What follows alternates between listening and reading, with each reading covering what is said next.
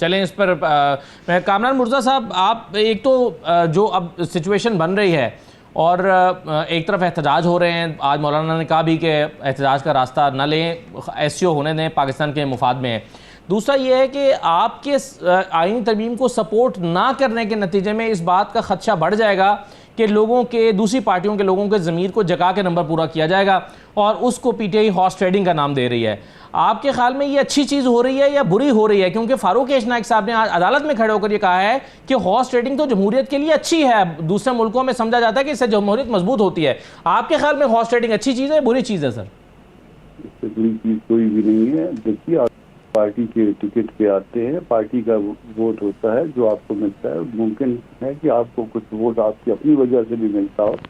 مگر بہرحال آپ پارٹی کے کینڈیڈیٹ ہوتے ہیں اور سب کو پتہ ہوتا ہے کہ آپ کہاں کے کینڈیڈیٹ ہیں، اس لیے آپ کو ووٹ دیا جا رہا ہے۔ تو اس کے بعد جو ہے اس شخص کا کوئی حق نہیں ہوتا کہ وہ ووٹ جو ہے پارٹی کے ڈسپلن کے خلاف دے۔ اور ویسے بھی یہ بد اخلاقی ہے، غیر اخلاقیت تو میں نہیں کہوں گا، بد اخلاقی کہوں گا اس کو۔ اور بد اخلاقی پہ جو ہے نا جب ایک دفعہ ہو جائے گی تو پھر اس کے بعد جو ہے نا وہ اس پارلیمان کا وقار جو ہے کمپرومائز ہوگا۔ اس پارلیمان کے وقار کے ساتھ ساتھ جو ہے اس محترم سپریم کورٹ کا وقار بھی کمپرومائز ہوگا، کیونکہ یہ ساری کڑیاں ایک دوسرے سے جب لوگ بعد میں ملائیں گے۔ آپ کہہ رہے ہیں کہ 8 کو شاید اجلاس بلوا رہے ہیں، تو 8، 10، 15 جب بھی یہ اجلاس بلوائیں گے اور اس کے بعد جو کچھ بھی ہوگا تسلسل کے ساتھ وہ سب کڑیاں جو جب ایک دوسرے کے ساتھ ملیں گی تو اس کے نتیجے میں جو ہے لوگوں کی زبانوں کو آپ نہیں روک سکیں گے، تو محترم اداروں کا، دو دستوری اداروں کا وقار جو ہے بہت حد تک خراب ہوگا۔ سر، یہ اس کا جو آئینی ترمیم ہے اس کا وقار کیا ہوگا اگر منحرف لوگوں کو ساتھ ملا کر یہ ترمیم لائی جاتی ہے؟ تو آئینی طور پر تو وہ ہو جائے گی، چلیے ترمیم، کچھ لوگ انہوں نے ووٹ کر دیا، ان کا کاؤنٹ بھی ہو گیا اب سپریم کورٹ کے فیصلے کی روشنی میں، لیکن اس کی حیثیت کیسی ہوگی؟ اس کی حیثیت ظاہر ہے اس وزن کے ساتھ ہوگی کہ جس پہ جو لوگ جتنا جو بعض اوقات یہ ہوتا ہے کہ باقی چیزیں اگر اچھی بھی ہوں اور اس میں ایک آدھ قطرہ کسی خراب چیز کا ڈل جائے تو لوگ اچھی چیز کو بھی چھوڑ دیتے ہیں۔ تو اس کے بعد جو ہے نا لوگوں کی سوچ شاید اس طرف جائے گی کہ نہیں، اس میں جو ہے نا اس کے اوپر جو اعتماد نہیں ہونا چاہیے، کیونکہ اس میں جو ہے اس طریقے سے جو ہے سارا کام ہوا تھا۔ تو خرابی جو ہے وہ الٹیمیٹلی یہ ملک کے لیے اور قوم کے لیے یہ خرابی ہوگی، اس لیے اب بھی اس سے رک جایا جائے تو بہتر ہے۔ انتظار کر لیا جائے، چیزوں کو پبلک کیا جائے، لوگوں کی انپٹ لی جائے، ساری پارٹیوں کو ایک جگہ پہ بٹھایا جائے اور اس کے بعد جو ہے نتائج ٹائم کے ساتھ نکالے جائے۔ بالکل سے زائد لگا تھا شاید، تو جب اس میں جب لگا تھا تو اس کو کم از کم اتنا وہ کریے کہ جو بھی امینڈمنٹ ہیں جس پارٹی کی طرف سے اس کو پبلک ہونا چاہیے، تاکہ پبلک کنزمپشن آئے اس پہ اور ہمیں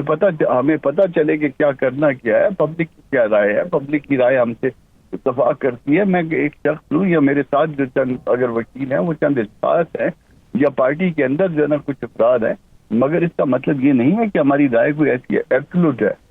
اس رائے کو جو ہے وہ اس وقت اس پبلک کے اندر جب بھیجیں گے اور اس کے بعد اس کا جو رسپانس آئے گا اس کی روشنی میں ہم امینڈ بھی کر سکتے ہیں۔ تو اس طرح سے جلد بازی کا مظاہرہ کرنا جو ہے میرا۔ کامران صاحب، آپ کہہ رہے ہیں کہ 8 اکتوبر کو اگر کوئی اجلاس ہوتا ہے تو آپ اس کے لیے تیار نہیں ہیں ابھی؟ بظاہر تو ہم اس کے لیے تیار نہیں ہیں، اگر فرض کریے کہ اس میں کوئی اٹیمپٹ ہوگی تو پھر ہم اپنی جو ہے نا اس میں جو ہے جو ہمارا طریقہ کار ہوگا، جو پارٹی وضع کرے گی، پھر اس کے مطابق ہم آگے بڑھیں گے جس طرح سے بھی ہم کو چل رہا ہے۔ کامران صاحب، جہاں حکومت کے بہت سارے وفود آپ کے پاس آ رہے ہیں اور اتفاق رائے پیدا کرنے کی کوشش ہو رہی ہے، وہاں کیا اس نقطے پر بھی بات ہوئی ہے کہ یہ اجلاس کس تاریخ کو بلانا ہے؟ اور کیا حکومت نے کہا ہے کہ ہم اس کو 8 کو بلانا چاہتے ہیں اور آپ سے درخواست کی ہے کہ کیا آپ اس سے پہلے اپنا کام مکمل کیجئے؟ نہیں، ایسا نہیں ہے، کسی دوست نے نہیں بتایا کہ 8 تاریخ کو جو ہے نا وہ کوئی اجلاس ہے۔ کم از کم میرے سامنے میری موجودگی میں یا مجھے کسی دوست نے یہ نہیں بتایا۔ سر، کوئی ٹائم لائن اور اس کے علاوہ دی گئی ہے جے یو آئی کو؟ نہیں کوئی، ہم دیکھیے ڈیڈ لائن پہ ہم نہیں کر سکتے۔ ڈیڈ لائن پہ تو آج مولانا کا موقع بڑا کلیئر آ گیا نا، انہوں نے کہہ دیا کہ جلدی کس ساتھ یہ دو آپ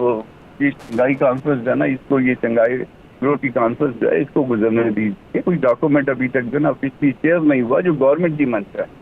وہ شیئر کریں، پھر اس کے اوپر ہم آپس میں ڈیبیٹ کریں، پھر پبلک کی ڈیبیٹ کے نتیجے میں جو کچھ آئے، پبلک کے ساتھ ساتھ بار کاؤنسل، بار ایسوسیشن، ان سب کا جو ہے انپٹ آنی چاہیے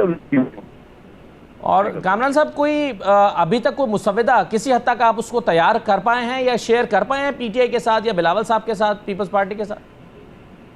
پیپلز پارٹی کی طرف سے آج بھی جو ہے نا وہ نوید قمر صاحب کی طرف سے مجھے میسیجز تھے، بلکہ بعد میں بات بھی ہوئی ہے، میں نے خود بھی ان کو میسج کیا، بعد میں ٹیلی فونک کنورسیشن بھی ہے ہماری۔ اس کمیٹی میں ضیاء الرحمان صاحب ہیں میرے ساتھ، تو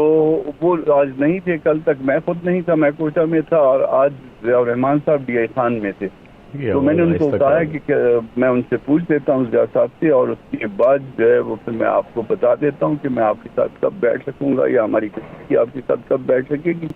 تو دیکھ لیتے ہیں۔ مگر اتنی جلدی جس طرح سے وہ بتائی جا رہی ہے جلدی، اتنی جلدی میں غلطیوں کا امکان ہوتا ہے، اور غلطیاں جو ہے نا پھر وہ کیونکہ کانسٹیٹیوشن امینڈمنٹ ہے، پھر اس کی درستگی ممکن نہیں ہوتی اس طرح سے کہ جو ہے نا وہ منٹوں کے اندر واپس اگر ہم نے کوئی غلطی کر دی تو منٹوں کے اندر جو ہے نا درستگی بھی ہو جائے گی۔ اس کے لیے پھر جو ہے نا 2/3 میجارٹی جو ہے ریکوائرڈ ہوگی، بالکل صحیح ہے، 2/3 لوگوں کی جو ہے نا وہ خالی حاضری کو ممکن بنانا بڑا مشکل کام ہے۔ بالکل صحیح ہے آپ، اور یہ نہ جانے دوبارہ 2/3 میجورٹی کب ہو سکے۔ آپ کی باتوں سے تو یہ لگ رہا ہے کامران صاحب کہ اگر حکومت 8 تاریخ کو کوئی ترمیم لانا چاہتی ہے تو اس کو پھر انحصار کرنا پڑے گا صرف منحرف لوگوں پر جن کا ووٹ آج کاؤنٹ کرنے کا آرڈر آیا ہے۔